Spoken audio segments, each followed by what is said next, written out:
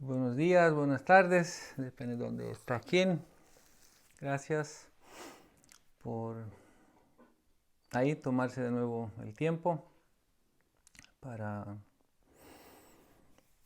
para dar seguimiento a esta consideración que estamos haciendo relacionado a lo que conocemos como la cultura védica, los Vedas, ¿no? En relación al occidente, ¿no? Ya hemos mencionado varias veces por qué podemos o debemos considerar importante este tipo de conocimiento o este tipo de reflexión. Porque siempre hay alguien quien observa y siempre hay lo que estamos observando.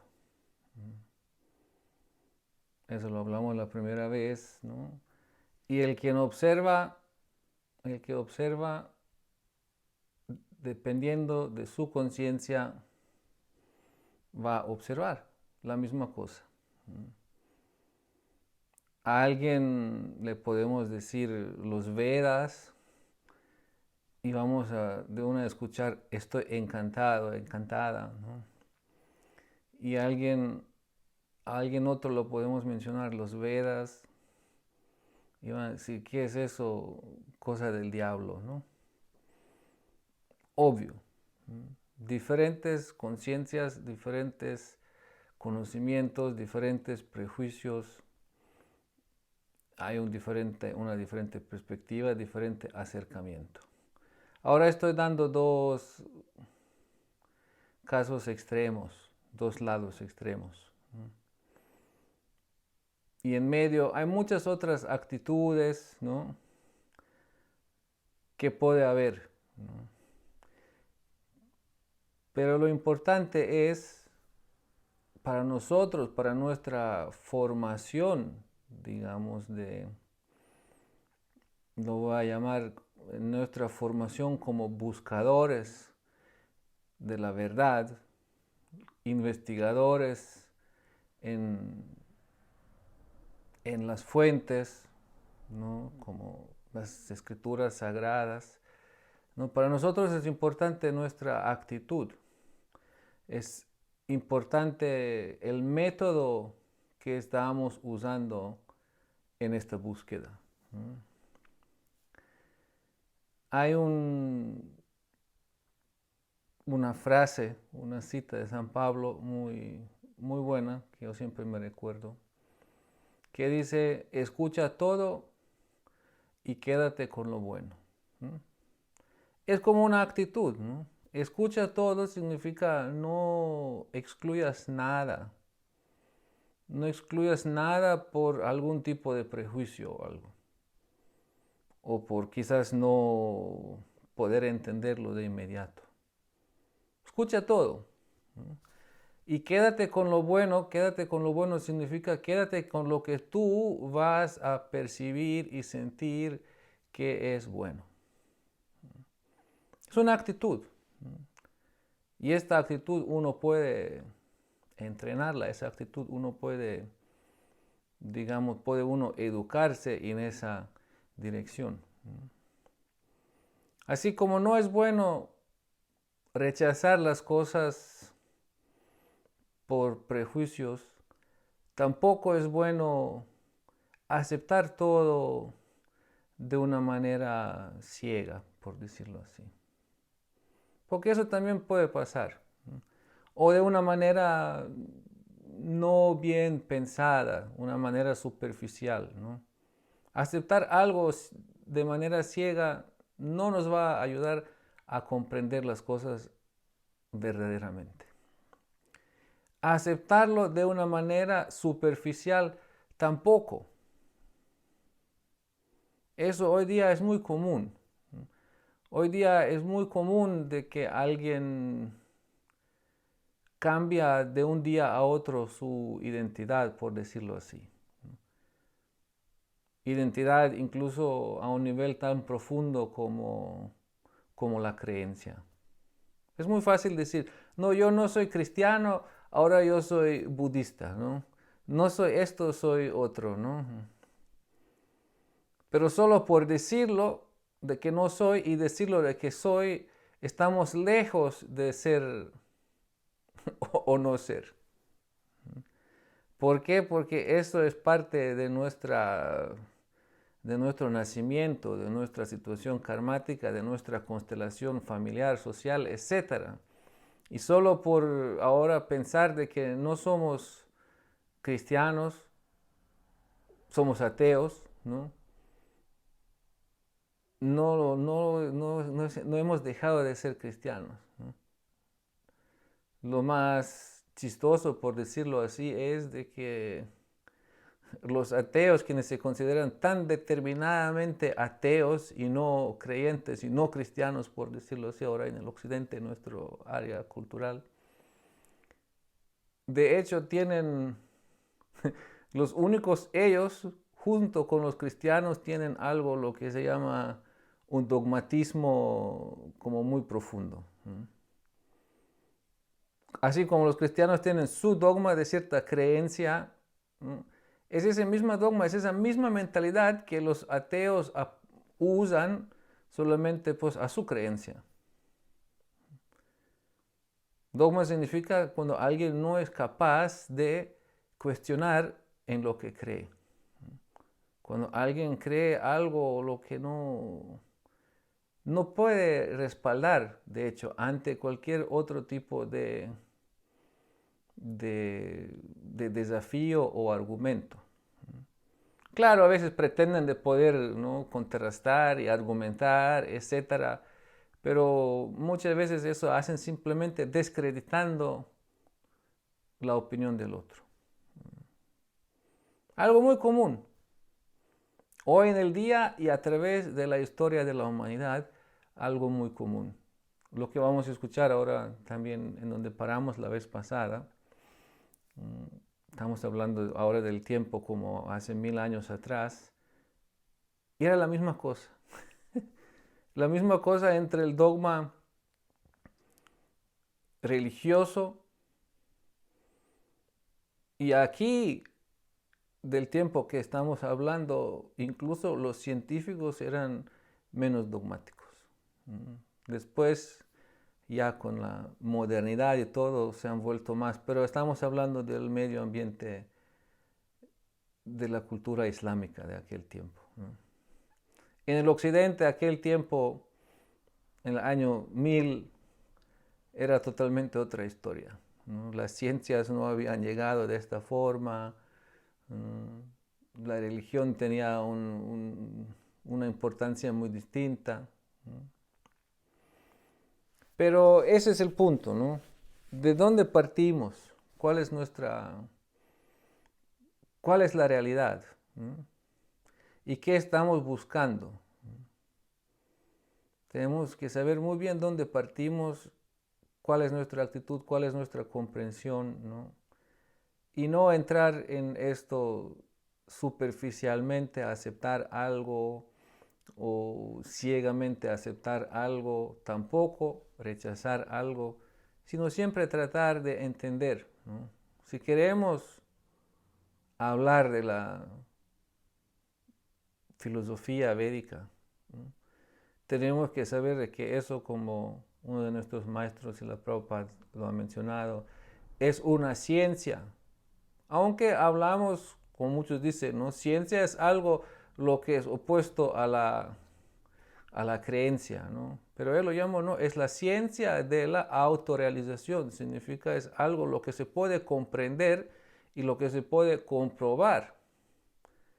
Solo el problema es que muchos quienes no quieren o no pueden creer por algunas razones no lo pueden comprobar porque ya están bloqueados, ¿no?, en un sentido de que no pueden ni tratar de practicar.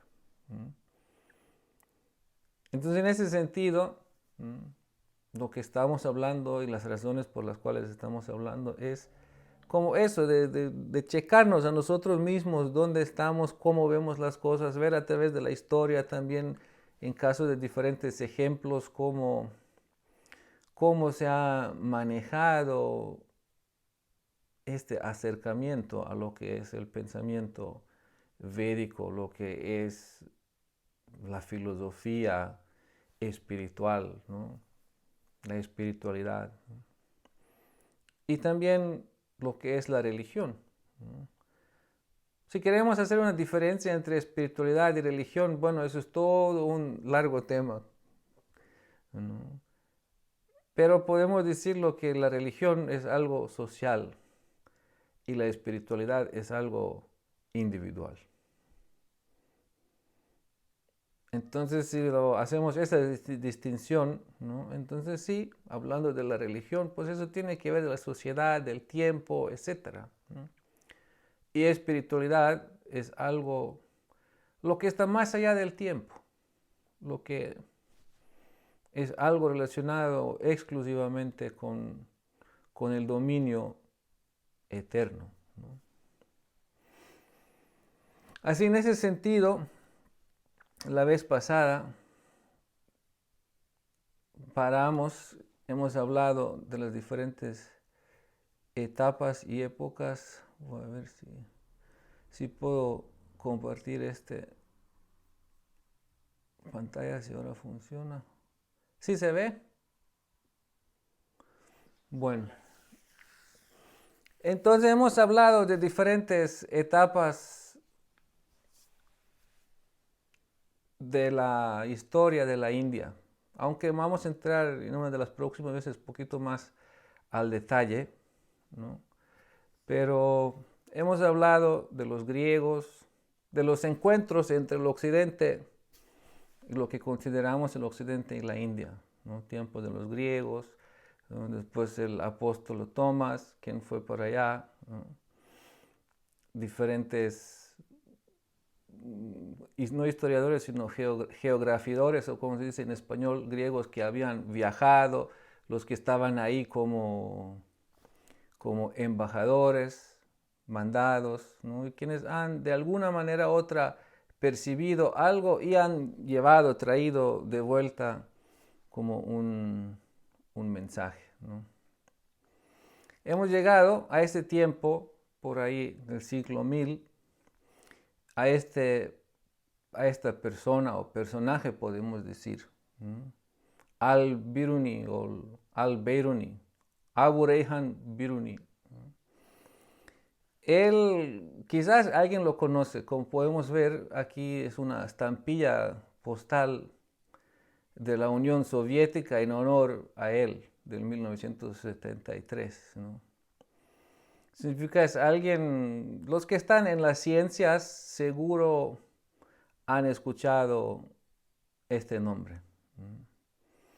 Él es conocido como el primer indólogo, ¿no? Alguien quien al detalle ha tratado el tema de la India. En su libro, aquí abajo vemos el nombre del libro, traducido, verificando todo lo que cuentan los indios, lo razonable y lo no razonable.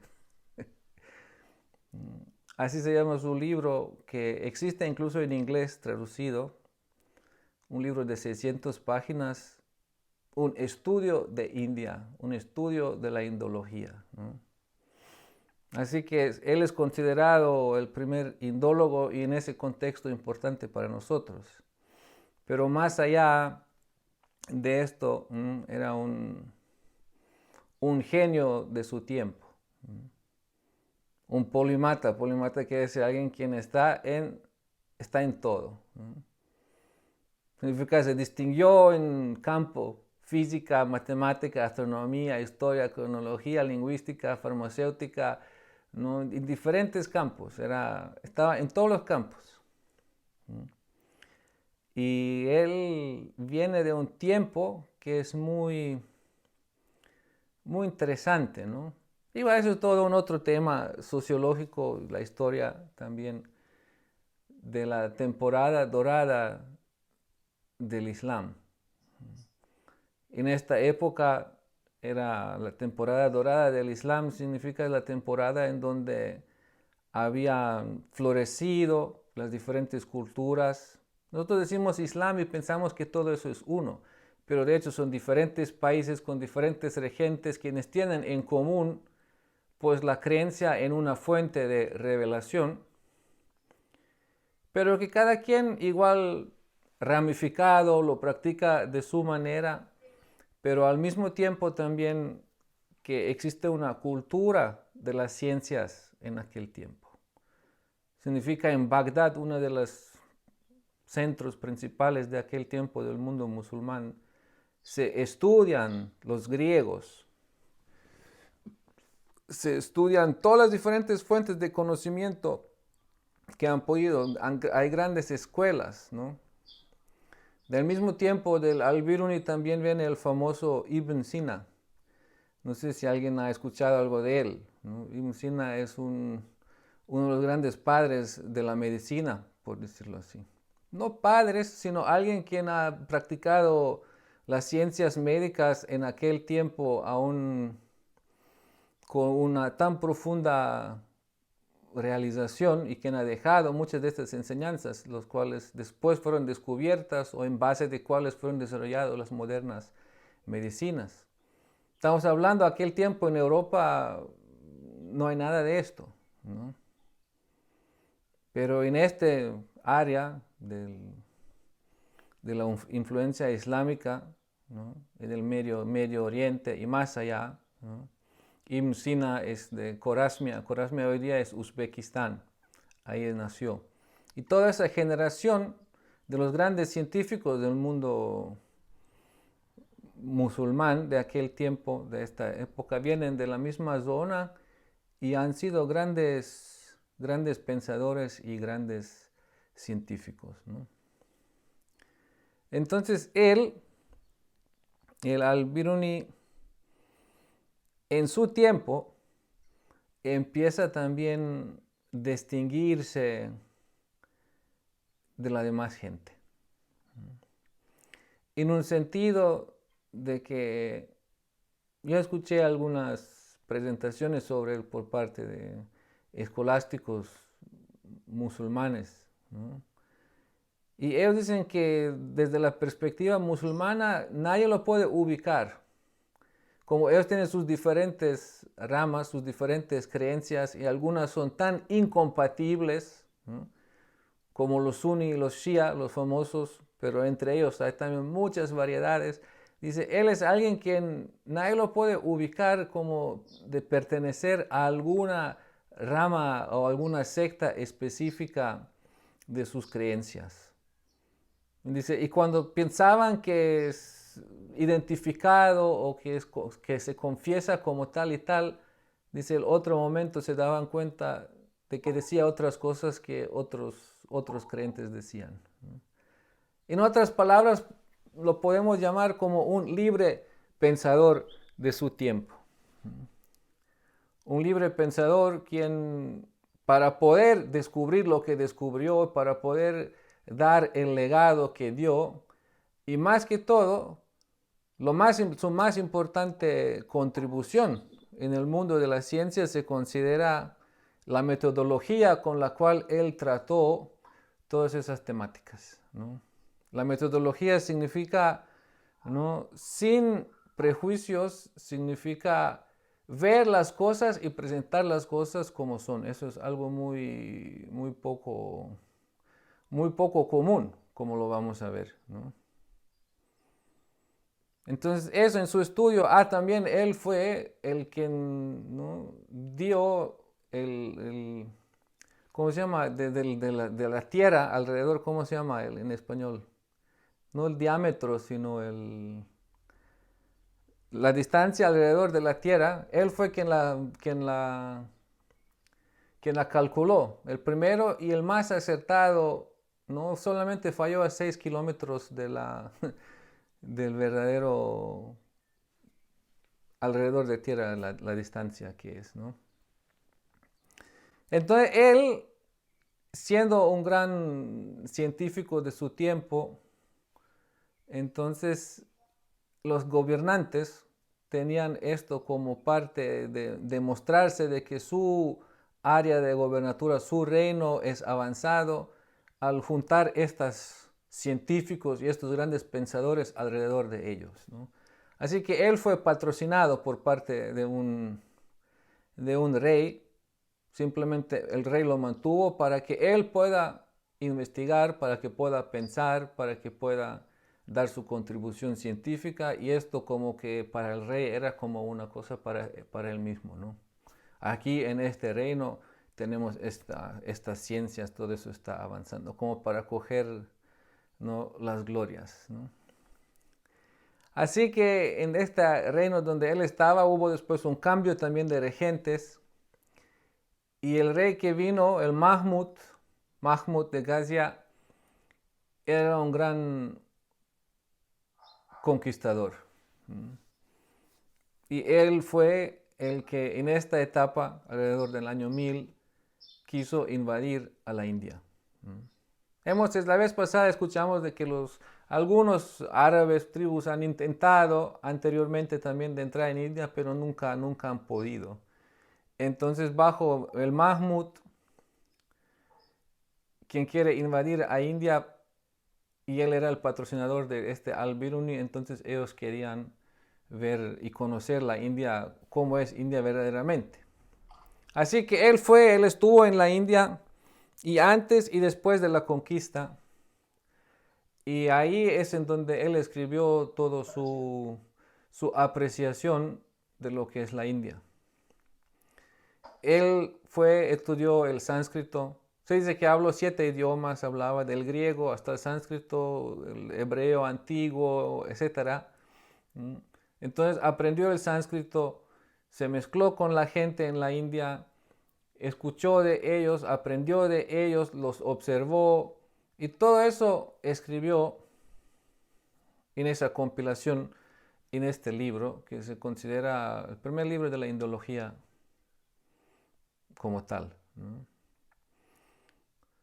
En la entrada de su libro, él pone esto, relacionado con la metodología, es eso. Dice: no presentaré los argumentos de nuestros antagonistas para refutarlos, ya que creo que están equivocados. Mi libro no es más que un simple registro histórico de hechos.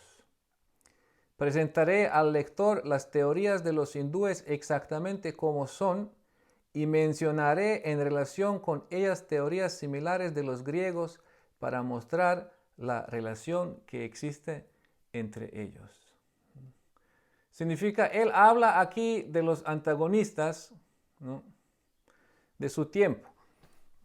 ¿Y quiénes eran esos antagonistas? Esos antagonistas eran justo el clero religioso, quienes consideraban de que uno debería saber qué es lo que cree, aceptar esto como la única verdad, y todos los demás considerarlos como desviados. Por estas razones, algunos del clero de aquel tiempo musulmán lo incluso consideraban a él un kafir. Kafir quiere decir, eso es como lo peor lo que puede pasar para un ser humano. Kafir es alguien totalmente desviado del camino a la verdad. Entonces, él dice: no voy a entrar a los argumentos de los antagonistas. Significa, no voy a hablar aquí para hacerme ver bien, o no voy a hablar aquí para tener o obtener, etc. Sino simplemente dice: yo voy a hablar aquí lo que he descubierto, voy a hablar las cosas como son, para que esto quede en un registro, ¿no? Significa sin prejuicios, ¿no?, sin ser corrupto. Simplemente lo que él quiso presentar es lo que es la India, cómo viven los hindúes, ¿no?, por qué viven así, cuál es el respaldo. Significa, observó, y la gente común y normal, y se unió también con los grandes escolásticos y científicos de aquel tiempo, y llegó a esta comprensión. Significa, no usaba palabras como muchas veces vemos cuando se usan ciertas palabras despectivas, ¿no? Cuando se presentan otras culturas, otras creencias, etc. Dice, no, él todo presentó las cosas como son de una manera, digamos, sin prejuicios. Y por eso lo consideran aquí como el Sahau, Dr. Sahau, quien es quien tradujo de hecho el libro. El libro se puede conseguir en YouTube, en Google se puede buscar, ahí en inglés, en el PDF se puede conseguir. Donde él dice, una isla mágica de investigación tranquila e imparcial en medio de un mundo de espadas chocando. Ciudades en llamas y templos saqueados, ¿no? Significa en medio de todo eso, en donde hay conquista, en donde hay matanza y donde hay, ¿no?, movidas de fronteras, etcétera, en medio de un mundo que es peligroso por sí y muchas veces muy peligroso para la gente de la misma creencia, quienes no quieren confesarse de creer lo mismo como algunos otros, ¿no? Él con su mente científica, ¿no?, y su naturaleza de libre pensador, ¿no?, logró presentar a la India 1000 años atrás de una manera totalmente imparcial y al detalle. Vemos, eso no es nada extraño, ¿no?, de que los antagonistas lo persiguen a él porque no se confiesa de la misma manera, ¿no? Eso lo vemos a través de toda la historia, ¿no? Solo si vemos los católicos y los ortodoxos, ¿no?, y la enemistad que hay entre ellos, ¿no?, porque no se confiesan de la misma manera, pero a la misma creencia. Creen en el mismo libro, todo, solo tienen otra confesión, tienen ciertas diferencias, ¿no? Pero eso incluso ha llevado a guerras y a todo, ¿no? Así que no es nada raro, y no solamente en el pasado, si vemos en el día de hoy, eso incluso se manifiesta de esta cierta intolerancia. De hecho, se dice, aquellos quienes creen lo mismo, pero solamente un poco diferente, es ahí en donde se manifiestan las más grandes enemistades, ¿no? Entonces, él mostró eso, ¿no?, de que uno puede ser imparcial en medio de ambiente de tiempos turbulentos y de dificultades, etcétera, ¿no? Y de presiones, ¿no?, diferentes formas de presiones. Así, en ese sentido, no se puede exactamente ubicar cuáles son las diferentes influencias que él trajo de la India y que hizo llegar o que él integró en sus trabajos científicos y evidentemente también en el entorno, ¿no? Hay un fenómeno también en el mundo muy común de que cada cultura, cada grupo siempre tiene la tendencia de decir eso es lo nuestro, ¿no? Eso es lo más antiguo, nosotros somos los más antiguos, eso es los más originales, eso es lo nuestro, ¿no? Entonces a veces es muy difícil saber exactamente qué es, qué vino, de dónde, pero seguro en el tono en el que él habló y cómo habló de la India, ¿no?, seguro he aprendido mucho. Y todo lo que uno aprende, pues eso lo influye uno también en el trabajo, cualquier trabajo que uno hace, ¿no? Así, en ese sentido, es ahí en donde tenemos el comienzo, ¿no?, como hablamos la vez pasada, ¿no? Significa tenemos tiempos en donde la gente del occidente va hacia el oriente y llega a la India, ¿no? Tenemos la voz que viene, ¿no?, de la India y sale al occidente, ¿no? Entonces él fue uno de estos grandes voceros que ya presentó la India de una manera muy amplia y muy detallada, comparado con los griegos antes, que simplemente hablaban pues de un cierto tipo de como euforia con cierto tipo de misticismo o cosas que ellos no conocían, ¿no? Entonces, eso ya es como científicamente establecido como una, un estudio de lo que es India. Entonces, estamos hablando del año 1000. Ahora viene un tiempo, sí, India fue invadida en diferentes partes. India era lo que conocemos hoy día como India, era diferentes reinos, ¿no? Que tampoco nunca fueron, aunque son, podemos decir, hinduistas, que tienen el mismo fondo, digamos, de creer en las escrituras védicas y tener su cultura basada, su sociedad basada en estos reglamentos. Pero entre ellos también siempre había enemistades, entonces no había una India como tal, sino en diferentes etapas habían diferentes reyes quienes lograron expandir más su influencia o menos. Y en ese tiempo, pues, ¿no? De Mahmud y su conquista, gran partes de la India quedaron conquistados por los diferentes regentes que venían de este lado musulmán islámico, ¿no? Así que no hay como algo muy significativo en este tiempo relacionado con la indología. India era un país conquistado, ¿no? Lo que hablamos la vez pasada también, cuando hay una cierta conquista, una invasión, entonces hay una cierta influencia cultural. Y al mismo tiempo significa la influencia cultural, significa de que si el gobernante es musulmán, entonces la gente se va a volver musulmana también. Con el tiempo, algunos bajo presión, otros por beneficios, algunos porque están convencidos, ¿no? Lo que no era tan común como teológicamente convencidos, sino más bien cuando una religión se expande siempre viene en este ámbito de diferentes consideraciones sociales, consideraciones económicas, etc., ¿no? Y a veces incluso con fuerza, ¿no? Y hay lo que es una reacción o un reflejo a la conquista y a la imposición, ¿no? Significa la influencia musulmana se está expandiendo y bajo esta influencia, ¿no? También el hinduismo o los hindúes están cambiando. Significa están influenciados inevitablemente, ¿no?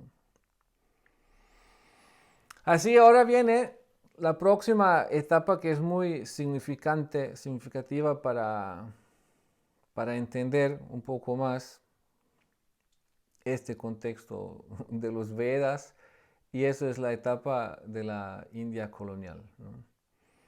Los británicos, antes de ir a la India o para ir a la India, ellos de hecho llegaron a los escritos de Al-Biruni, el que mencionamos anteriormente, y para entender un poco más de la India, porque no sabían, significa eso fue un libro que presentaba a India a una manera muy detallada, auténtica, ¿no?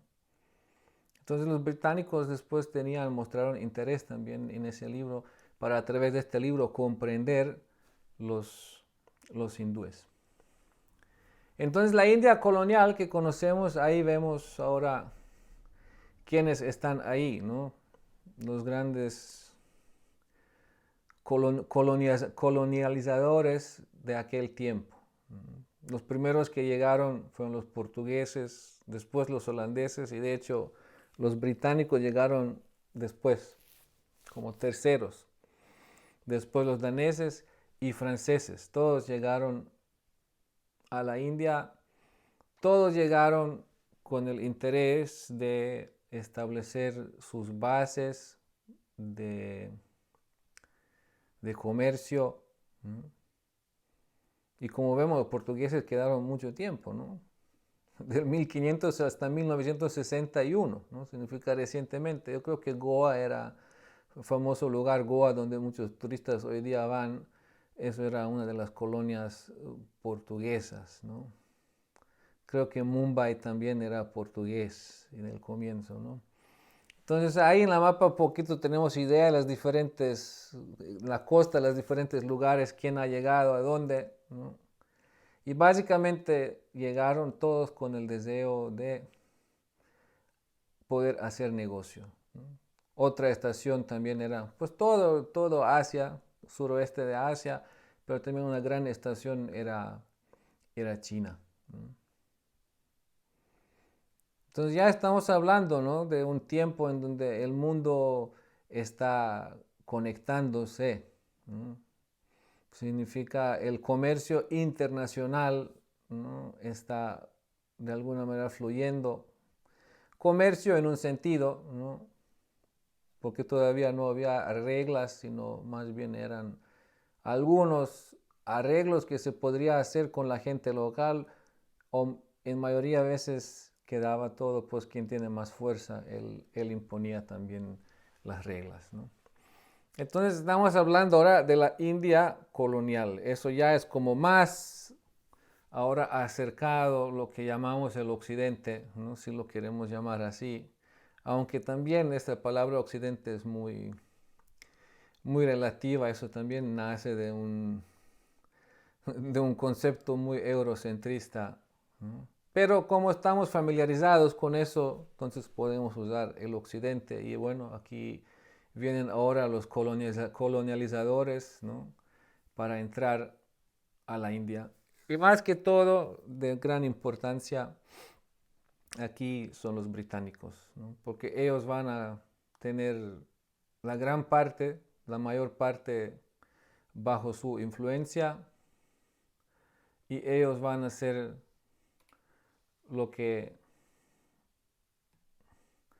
van a traer también la primera conexión con la escritura, con las escrituras, ¿no? Aunque aquí el Bhartari, ¿no?, fue primero los portugueses lo traducieron, es una obra antigua, en sánscrito, eso ya es literatura sánscrita, literatura, digamos, común, no común, sino literatura no necesariamente espiritual, ¿no?,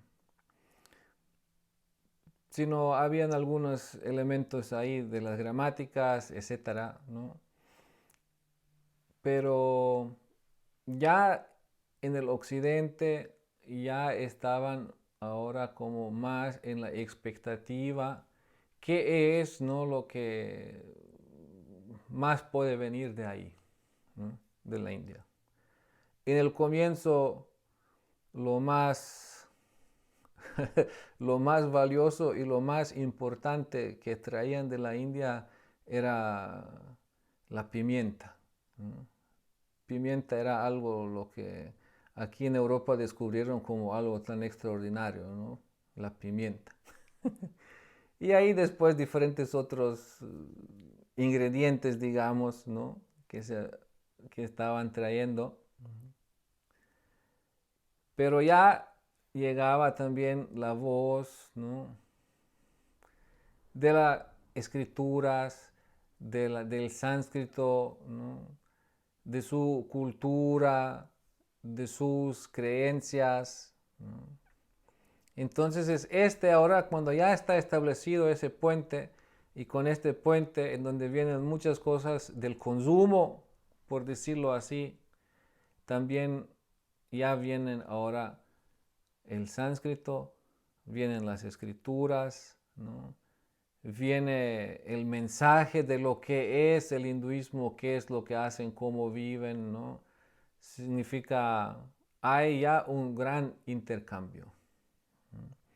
Gran intercambio significa los ingleses están establecidos, el East Indian Company, que originalmente era solamente una estación de comercio, pero ya con la pérdida de influencia del gobernante musulmán, ellos lograron expandir más y más y más su influencia, hasta que en un momento se establecieron como gobernantes, ¿no? Incluso integraron a India como parte de la corona británica. Entonces ahí vemos, ¿no?, lo que para nosotros es importante e interesante es ¿no?, la traducción de los primeros libros espirituales, ¿no?, que fue ¿no?, el Bhagavad Gita en 1785. ¿no? Significa, fue la primera conocida traducción del Bhagavad Gita al inglés. ¿no? Significa, ya ahora hay no solamente ¿cómo se dice en español eso? El escuchar o algo de, ¿no?, sino ya se está manifestando, ¿no?, la literatura sánscrita, traducido por Charles Wilkins. ¿no? Son todas personas, Charles Wilkins, William Jones, son personas británicas quienes fueron a través de la East Indian Company a la India como funcionarios. ¿no? Funcionario significa en servicio a la East Indian Company, en servicio al gobierno. ¿no? Algunos como escritores, escribanos o como se dice, algunos como contadores, ¿no? Porque todavía no, en Inglaterra tampoco no se había establecido como el estudio de la indología como tal. ¿no? Esa fue después establecida justo por el William Jones. ¿no? Y algunos de su tiempo que después formaron en el Oxford un departamento para estudios más detallados sobre lo que es la India. ¿no? Entonces, William Jones, él es como decirlo, una persona muy, muy importante en ese contexto. ¿no? Shakuntala, él tradujo ahí el Shakuntala de Kalidasa. Un autor famoso de esta historia se encuentra también en el Mahabharata. Es famoso y es importante en el contexto también de entender la India, su identidad, ¿no? La vez pasada mencionamos que India, la palabra como tal, viene del tiempo de los griegos, ¿no?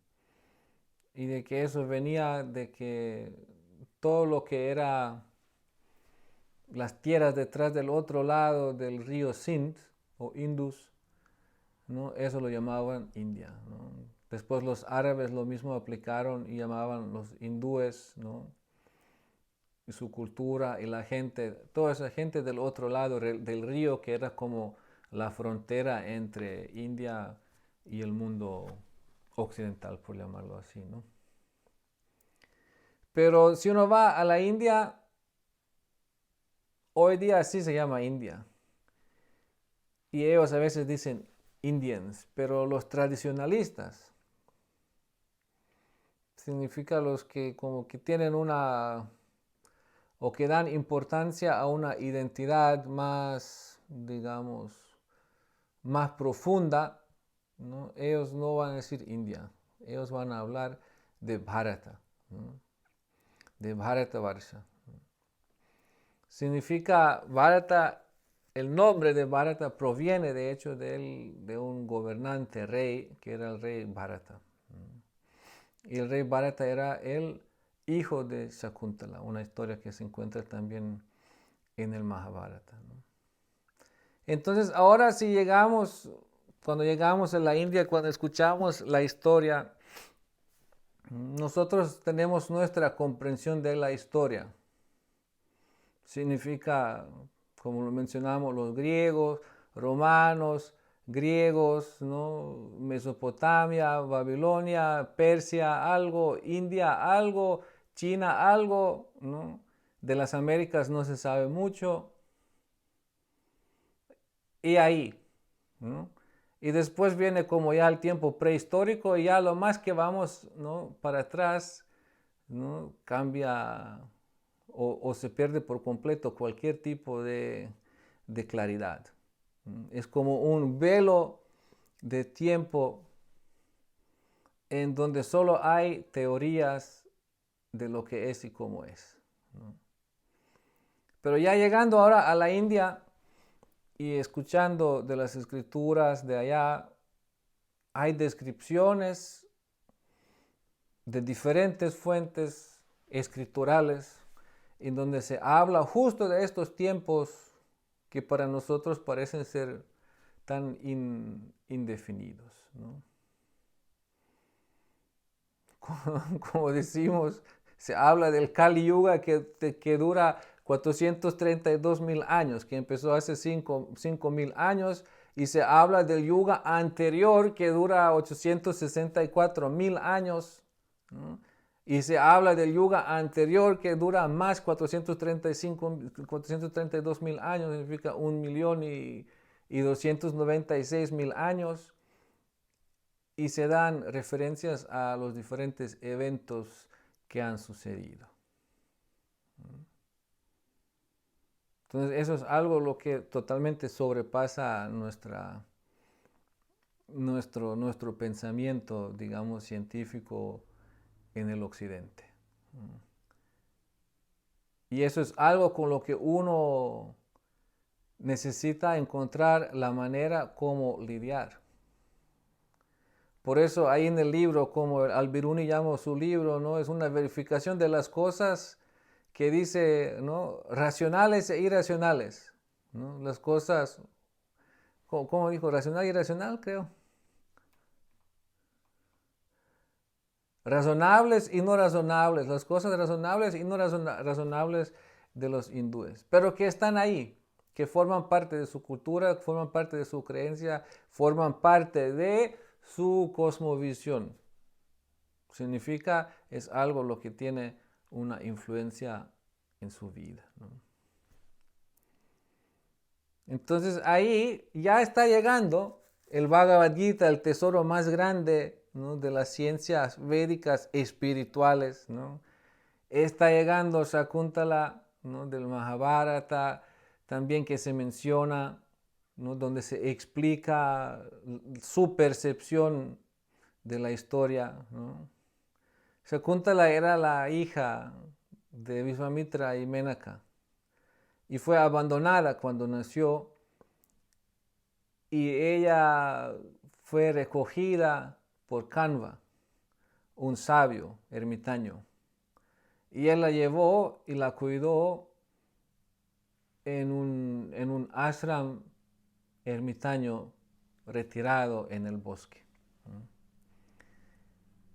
Entonces cuando una vez Kanva y algunos otros sabios habían salido a peregrinaje, había un rey, y este rey había salido para cazar, y había llegado justo en la zona donde estaba el ashram, y ahí justo encontró a un venado y quería matar al venado. En lo que un rishi, el Vaikanasa rishi, lo vio y lo paró y dijo que esto es la zona aquí del ashram de ellos y que la violencia no es permitida, ¿no? Entonces ahí lo obstruyó en matar el venado, ¿no? Pero de una lo invitó para que salga con él para recolectar la madera porque van a hacer un sacrificio, así que lo involucró y lo llevó al ashram, en donde el rey vio a Shakuntala y en donde ellos dos se enamoraron y en donde se casaron de inmediato, pero el rey ya tuvo que retirarse por sus deberes de rey y tuvo que irse. Y la idea era que Shakuntala regresara después o que vaya con el rey a su reino, a su capital. Entonces el rey lo había dejado un anillo, ¿no? Para que pueda pasar, para que no haya ninguna obstrucción para que ella llegue a la capital, ¿no? Pero había un rishi, el Durvasa Muni famoso, quien se enoja muy fácil. Entonces este Durvasa, al ver a Shakuntala un poco ausente y al no atenderlo adecuadamente a él, porque le había pedido algo, entonces se enojó y le dio una maldición. Le maldijo de que su esposo se va a olvidar de ella, en caso de que ella, o para que ella va a perder el anillo y de que su esposo se va a olvidar de ella. Lo que ya cuando ya Sakuntala iba a ir, entonces iba a ir a la capital y de hecho sucedió esto.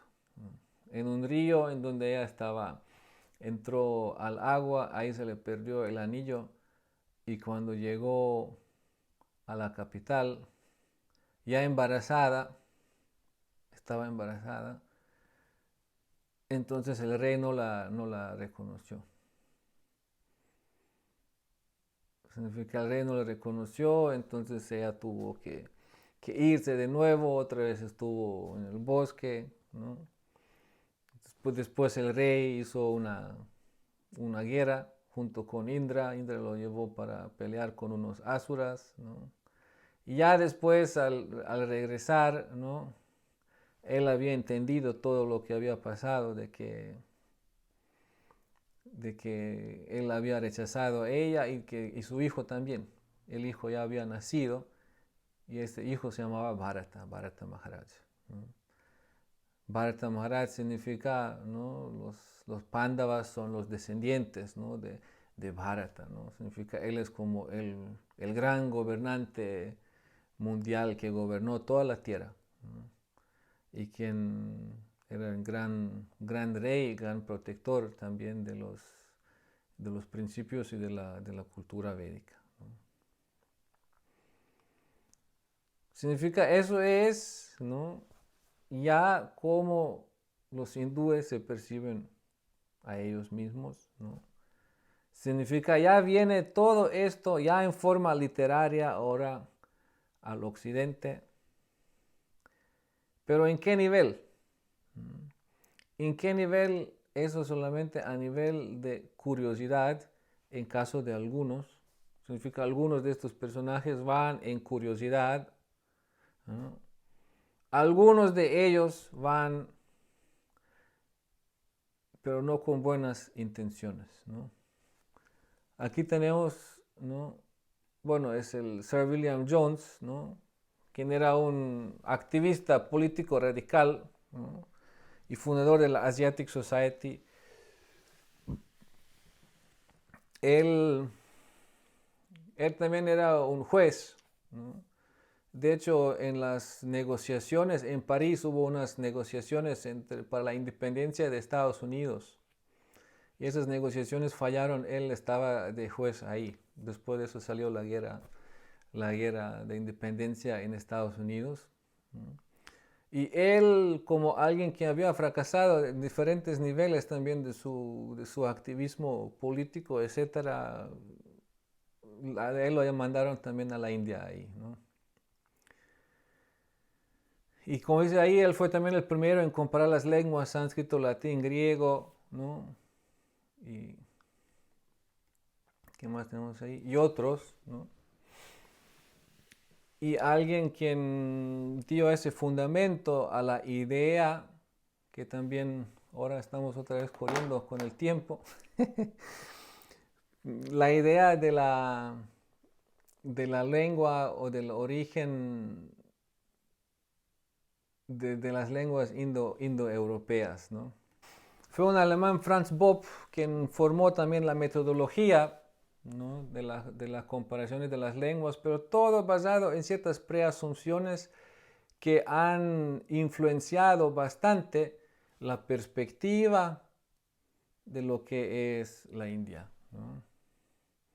Su conclusión era comparando sánscrito, latín, griego, después el alemán y los idiomas modernos, ¿no? Su conclusión era como todos tienen ciertas cosas parecidas, entonces deben provenir de una lengua original.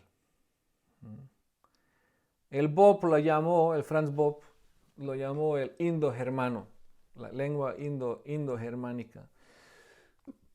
Lo que no les gustó a los otros europeos, entonces hubo un debate sobre esto y después como concluyeron, bueno, vamos a llamar las lenguas indoeuropeas. Hoy día lo conocemos como las lenguas indoeuropeas, ¿no? Lo que parece ser algo lo que así se estudia, así se dice, pero tiene mucho que ver también con la distorsión de la percepción de lo que es la India y qué son las escrituras de sánscrito, las escrituras sagradas, los Vedas. Pero un poco más sobre eso vamos a hablar después, ¿no?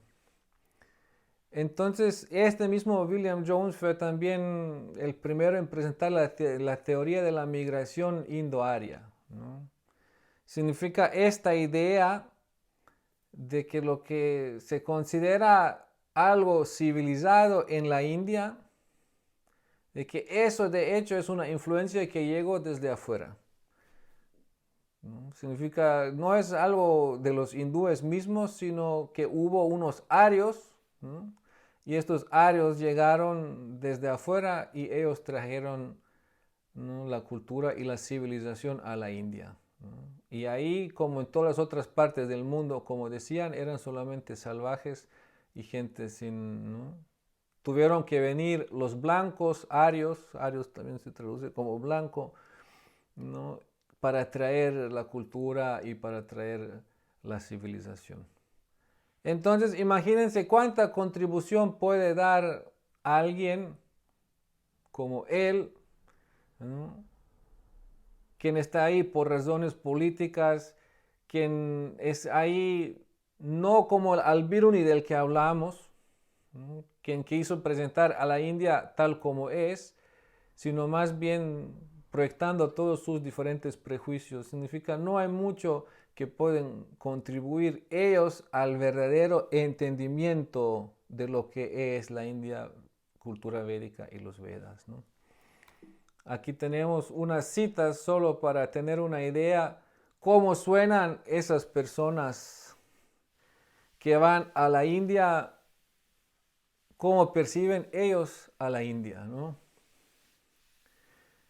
Uno de estos indólogos, por decirlo así, que dice: tengo la esperanza de que mediante un esfuerzo diligente e inspirado el sistema engañoso del pensamiento védico será demostrado como falaz y falso por la lanza y turiel de la verdad cristiana. Significa, alguien tiene esta actitud, va a la India, después regresa y es autoridad de hablar sobre los Vedas. O Max Müller, famoso Max Müller, un alemán, científico alemán, ¿no?, que dice: India ha sido conquistada una vez, pero la India debe ser conquistada nuevamente. Y esa segunda conquista debe ser una conquista por educación.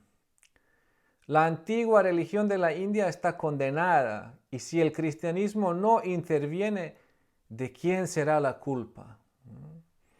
Significa, ¿de quién será la culpa que los hindúes queden como son, de primitivos, de desviados, de engañados, ¿no?, si nosotros no nos demos a nosotros la justificación de civilizarlos, por decirlo así, ¿no?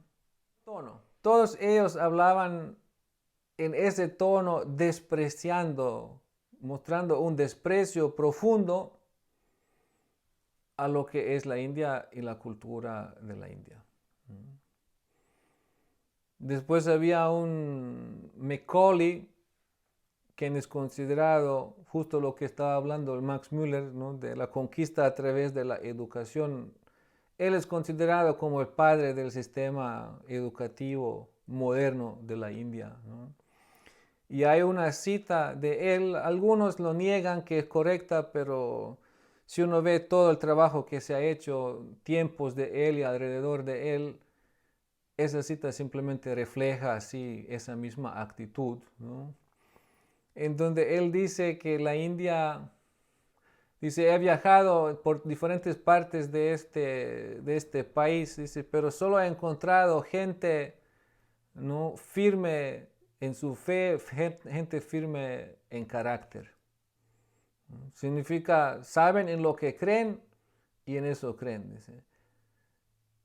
Pero dice, si nosotros verdaderamente queremos, ¿no?, tener los hindúes conquistados, dice, tenemos que romper su backbone, ¿cómo se dice? Su vértebra, su vértebra, en donde están parados, ¿no?, que es, ¿no?, su educación tradicional. Eso tenemos que romper. Significa tenemos que educarlos nosotros. Dice, solo así vamos a lograr tener, dice, los hindúes como los necesitamos, dice, café en apariencia y británicos en sus gustos. Eso era la estrategia, ¿no? Café en apariencia significa los hindúes siempre van a verse como hindúes, color café, ¿no? Dice, pero necesitamos que tengan gustos británicos. Gustos británicos significa necesitamos volverlos, ¿no? Trabajar van sí o sí, pero también que vayan y que consuman nuestros productos, todo lo que nosotros les vamos a vender, ¿no?